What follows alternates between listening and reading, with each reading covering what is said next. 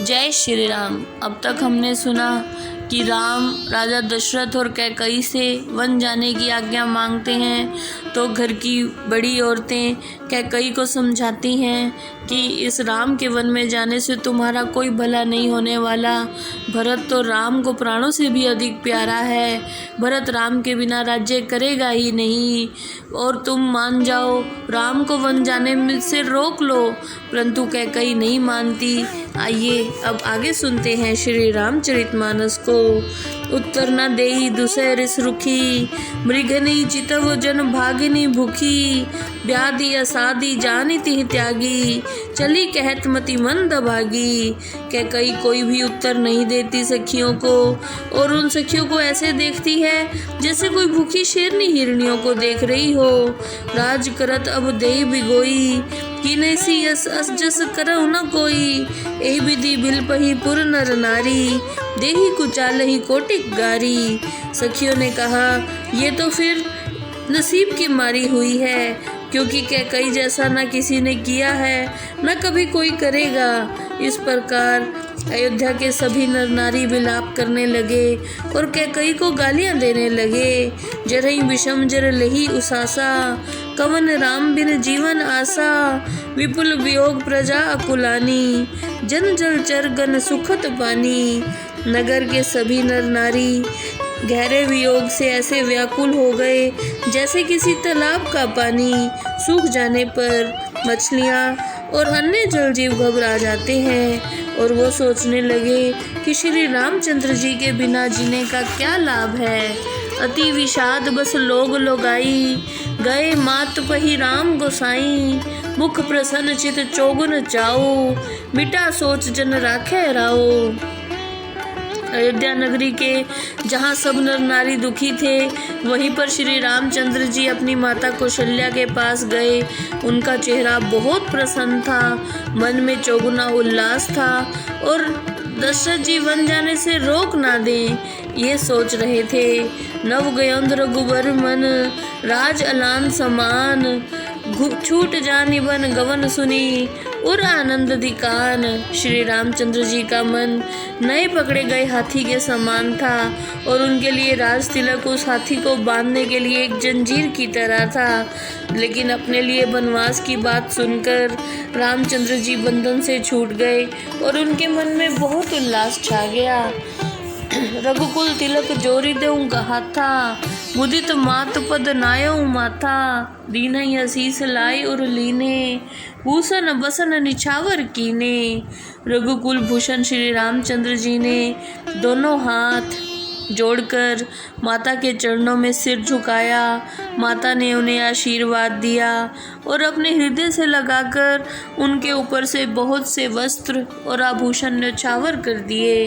बार बार मुख चुंबती माता, नैन लेह जल पुलकित गाता। गोद राखी पुनि हृदय लगाए, स्रवत प्रेम रस पयत सुहाए। माता बार बार उनका मुंह चूमने लगी, नेत्रों में प्रेम के आंसू भर आए, शरीर पुलकित हो गया। फिर उन्होंने श्री रामचंद्र जी को अपनी गोद में बिठा लिया।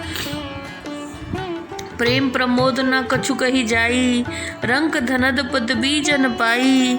सादर सुंदर बदन निहारी, बोली मधुर वचन महतारी।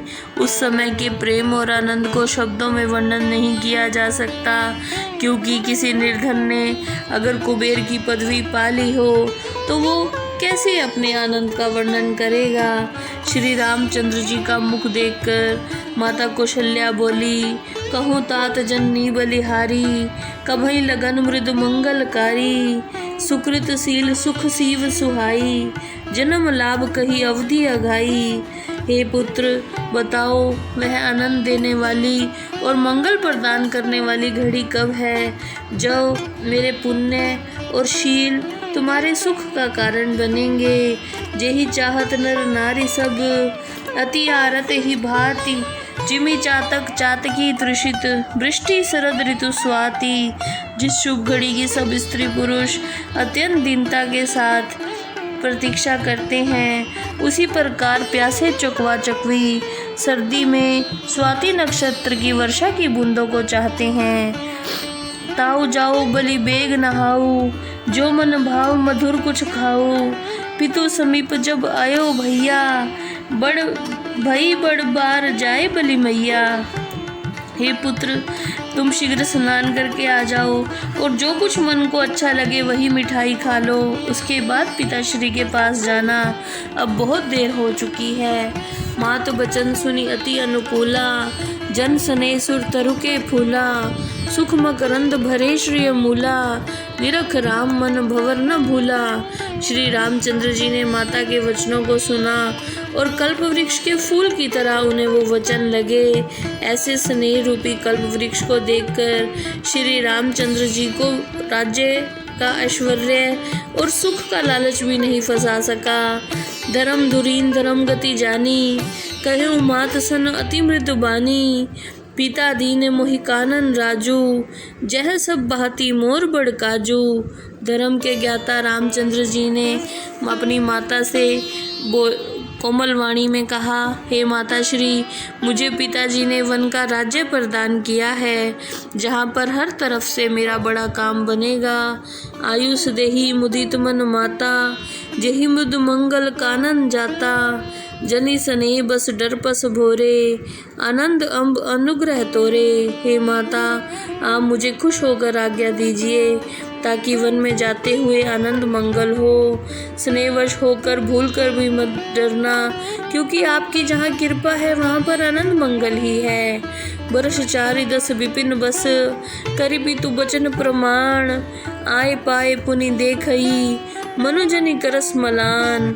14 वर्ष वन में रहकर मैं पिताजी के वचनों का पालन करके वापस लौट आऊँगा, फिर आपके चरणों के दर्शन करूँगा।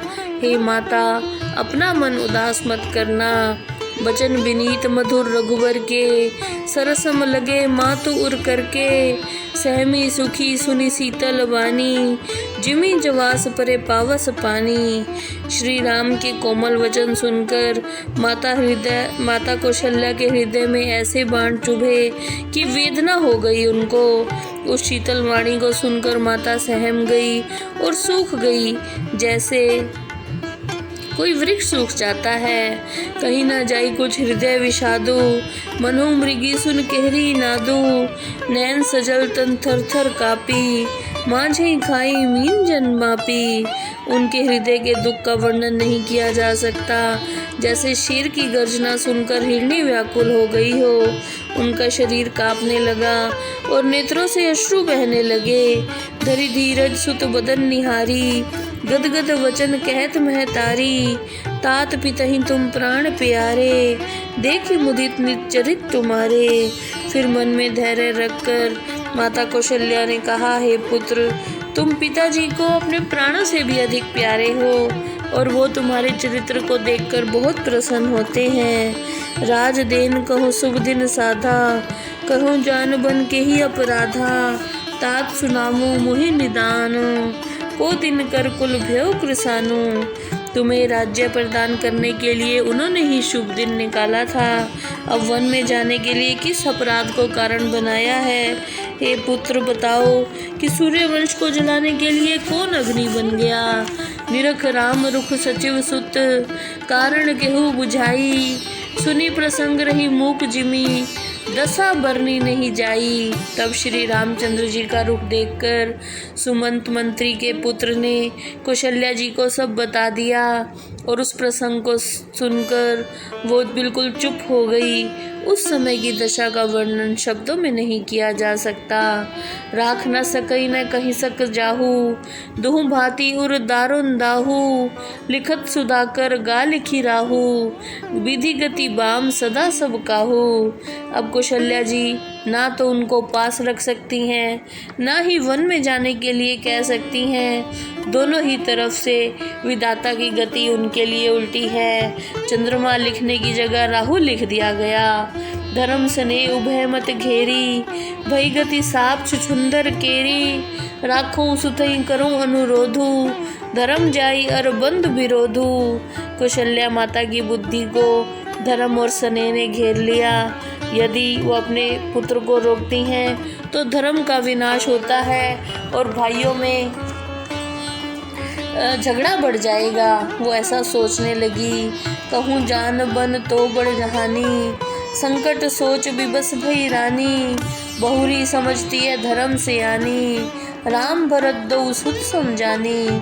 और यदि वन में जाने को कहती है तो बहुत हानि होती है। इस प्रकार रानी धर्म संकट में बढ़ जाती है और फिर राम और भरत को समान समझकर श्री राम से कहती है, सरल स्वभाव राम मह तारी, बोली वचन धीर धरी भारी, तात जाओ बलि किन्हु उनीका, हितु आयुष सब धर्म टीका। मैं तुम्हारी बलैया लेती हूँ। ठीक है, तुमने बिल्कुल ठीक किया। तुम पिताजी की आज्ञा का पालन करो, यही तुम्हारा धर्म है। राज देन कहीं दिन है बंद, मोहि न सो दुख लेस, तुम बिन भरतहि भूपति, प्रजहि प्रचंड कलेस। हे पुत्र, तुम्हें राज्य देने के लिए कहा था, परंतु तुम्हें वन दे दिया। मुझे इस बात का बिल्कुल भी दुख नहीं है। दुख तो इस बात का है कि तुम्हारे बिना भरत, स्वयं महाराज और प्रजा को बहुत अशांति होगी। जो केवल पितु आयुष ताता, तो जन जाहूँ जान बड़ माता, जो पितु मात कहूँ बन जाना, तो कानन सत अवध समाना।